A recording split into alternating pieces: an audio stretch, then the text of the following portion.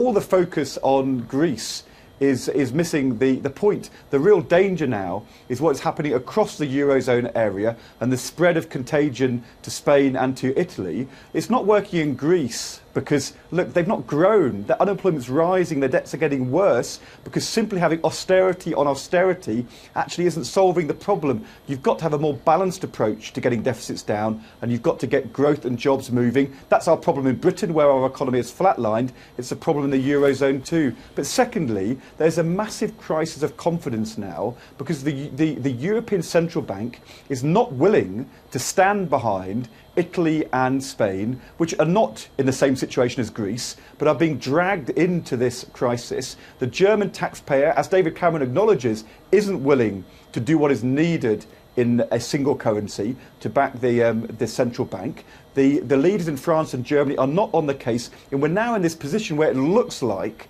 the IMF may be called in to effectively take over and play the role the European Central Bank should be playing. That is ridiculous. The IMF's job is not de facto to become the central bank of Europe. And I think David Cameron and George Osborne need to be very careful they don't end up inadvertently or advertently taking us down this road. David Cameron was saying in the press conference there will be no IMF contribution to a bailout fund. But if we end up in parallel with IMF resources going in to support Spain and Italy, then that would be effectively the same thing. The European Central Bank should be doing that. The US Treasury Secretary said today to the BBC's economic editor that the European Central Bank has got all the resources it needs to stand by European countries. It shouldn't be for British and American taxpayers to bail out the European Central Bank, the Germans, the French, and the Stability Fund. And I very much hope David Cameron is going to be very clear on this point. The IMF resources should not bail out Spain and Italy. That is the European Central Bank's job.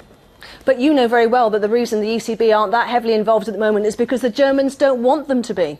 But the Germans are in a single currency. Britain's not. We didn't join. Quite the right decision. The Germans are in the single currency. The European Central Bank is a central bank for the Eurozone. You can't have a single currency with a central bank which says, I'm not willing to play the vital role of lender of last resort. In Britain, the Bank of England does it. In America, the Federal Reserve does it. You can't say in Europe, in the Eurozone, the ECB won't do that job because the German people won't support it, and therefore expect, look, it's ridiculous. The French president saying to China, will you bail out us? Saying to the IMF, will you bail us out? Why should the IMF or Chinese money go in where the European Central Bank is not willing to put its money, even though it absolutely can? That is not a central bank which is working in a functional way. That is a single currency area which is descending into chaos and confusion, and the result will be